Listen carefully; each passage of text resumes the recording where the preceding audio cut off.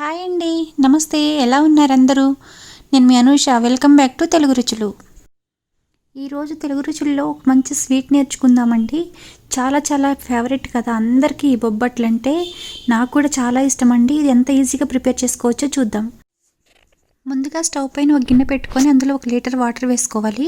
ఆ తర్వాత 1 గంట పాటు నానబెట్టుకున్న పచ్చిశనగపప్పును అందులో వేసుకొని ఉడికించుకోవాలి. నేను 1 కప్పు తీసుకున్నాను. 1 కప్పు 1 అవర్ ముందుగా నానబెట్టుకొని శుభ్రంగా వాష్ చేసుకుని నానబెట్టుకొని అది అందులో వేసి బాయిల్ చేసుకుందాము. ఇది నానబెట్టుకున్నాం కాబట్టి చాలా తొందరగానే అయిపోతుందండి, ఎక్కువసేపు పట్టదు. ఒక 15 నిమిషాల్లో ఉడికిపోతుంది. ఇప్పుడు ఈ విధంగా ఉడికిపోయిందండి. చూస్తున్నారు కదా, పట్టుకుంటే పలుకు అనేది లేకుండా మెత్తగా ఉడకాలన్నమాట. ఇదంతా ఒకసారి బాగా మిక్స్ చేసుకున్నాము. ఇప్పుడు అదంతా వాటర్ అంతా వంచేసుకోవాలండి. ఆ వాటర్ అంతా వంచేసుకున్న తర్వాత ఇప్పుడు అందులోకి తురుము పెట్టుకున్న బెల్లాన్ని వేసుకోవాలి. 1 కప్పు శనగపప్పుకి 1 కప్పు బెల్లం వేసుకోవాలండి, అది మెజర్మెంట్ అనమాట. ఇదంతా బాగా మిక్స్ చేసుకొని బాగా కరిగే వరకు ఉంచుకోవాలి. అందులోకి ముందుగా దంచి పెట్టుకున్న ఒక 2-3 ఇలాచీలు కూడా వేసుకున్నాను. ఇదంతా బాగా మిక్స్ చేసుకుంటే ఈ విధంగా అవుతుంది. దీనికి ఏమీ మెత్తగా నదుపుకోవాల్సిన అవసరం లేదండి. చూసారు కదా, అది ఉడికిపోతుంటేనే మెత్తగా అయిపోతుంది. ఈ విధంగా గట్టిగా అయిపోయిన తర్వాత స్టవ్ ఆఫ్ చేసుకొని దీన్ని చల్లారి పెట్టుకోవాలండి. 1 స్పూన్ నెయ్యి వేసుకొని దాన్ని పక్కన పెట్టుకుందాము. ఇప్పుడు బొబ్బట్లు చేసుకోవడానికి పైన పూత కోసం అని చెప్పేసి మైదా పిండిని తయారు చేసుకుందాము. ఎలా కలుపుకోవాలో చెప్తాను ఇప్పుడు. 1 బౌల్లో 1 కప్పు మైదా పిండి వేసుకొని అందులోకి 1 పించ్ ఆఫ్ సాల్ట్ వేసుకోవాలి. స్వీటే కాబట్టి సాల్ట్ ఎక్కువగా పట్టదండి. కొంచెం సాల్ట్ వేసుకొని ఇందులో వాటర్ పోసుకుంటూ కొంచెం కొంచెంగా కలుపుకోవాలి.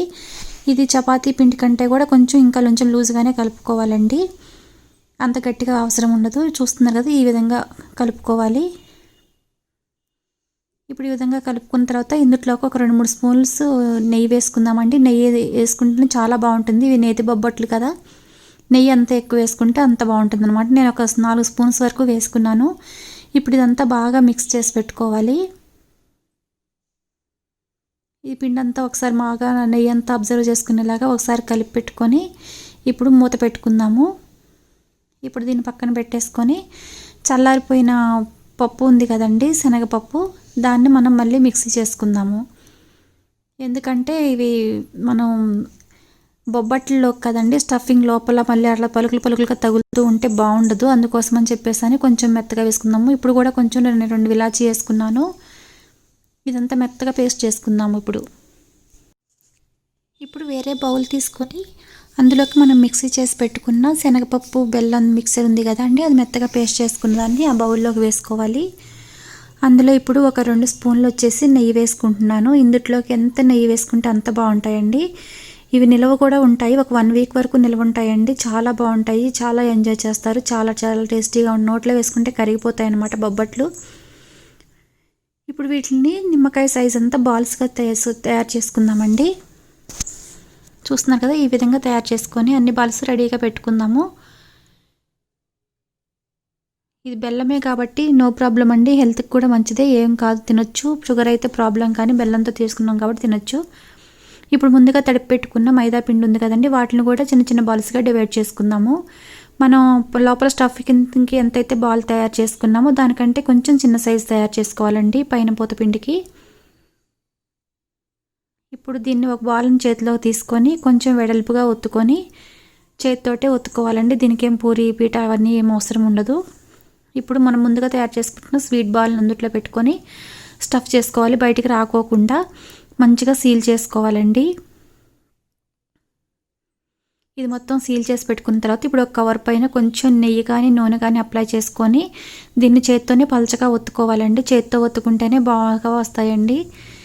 దీని పూరి పీట మీద ఒత్తితే మొత్తం అతుక్కుపోతుంది అనమాట.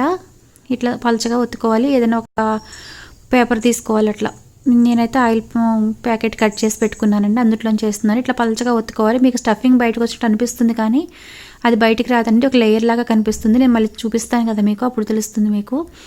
ఎంత పలచగా వీలైతే అంత పలచగా ఒత్తుకోవాలండి, చాలా బాగా వస్తాయి. ఈ విధంగా పలచగా ఒత్తుకున్న తర్వాత స్టవ్ పైన ఒక ప్యాన్ పెట్టుకొని అది వేడైపోయిన తర్వాత అందులో 1 స్పూన్ నెయ్యి వేసుకోవాలి. ఇప్పుడు మనం తయారు చేసి పెట్టుకున్న బొబ్బట్లని చిన్నగా చేతితో తీసేసుకొని ఆ స్టవ్ పైన ఉన్న ప్యాన్ పైన వేసుకొని కొంచెం లో ఫ్లేమ్లోనే పెట్టుకొని కాల్చుకోవాలండి. స్లోగా కాల్చుకుంటేనే మెత్తగా వస్తాయి, హై ఫ్లేమ్లో పెడితే గట్టిగా అవుతాయండి. ఇప్పుడు కొంచెం కొంచెంగా వీటిని కాల్చుకుందాము. నెయ్యి వేసుకుంటూ కాల్చుకోవాలి. ఎంత నెయ్యి వేస్తే అంత టేస్ట్ కదండి బొబ్బట్లకి. చూసారా ఎంత బాగా వచ్చిందో, ఎంత మంచి కలర్ వచ్చిందో. చాలా బాగా వచ్చాయండి. ఇప్పుడు నేను వీటిని ప్లేట్లోకి తీస్తున్నాను. ఇప్పుడు మిగతా వాటిని కూడా ఇలాగే ప్రిపేర్ చేసుకుందాము. ఇప్పుడు నేను వీటిని చూపిస్తానండి మీకు, ఎంత బాగా స్టఫ్ బయటికి రాకోకుండా ఎంత మంచిగా కాల్చుకున్నామో. చూసారు కదా, చాలా స్మూత్గా ఉన్నాయి, చాలా బాగుంటాయి. తింటూ ఉంటే కూడా అద్దరిపోని ఉంటుందండి టేస్ట్ అయితే. మీరు కూడా ఈ రెసిపీని తప్పకుండా ట్రై చేసి మీకు ఎలా కుదిరిందో మీ కామెంట్స్ ద్వారా నాకు తెలియజేయండి. మరిన్ని హెల్దీ అండ్ టేస్టీ రెసిపీస్ కోసం తెలుగు రుచులు ఛానల్ని సబ్స్క్రైబ్ చేయండి, లైక్ చేయండి, షేర్ చేయండి, కామెంట్ చేయండి.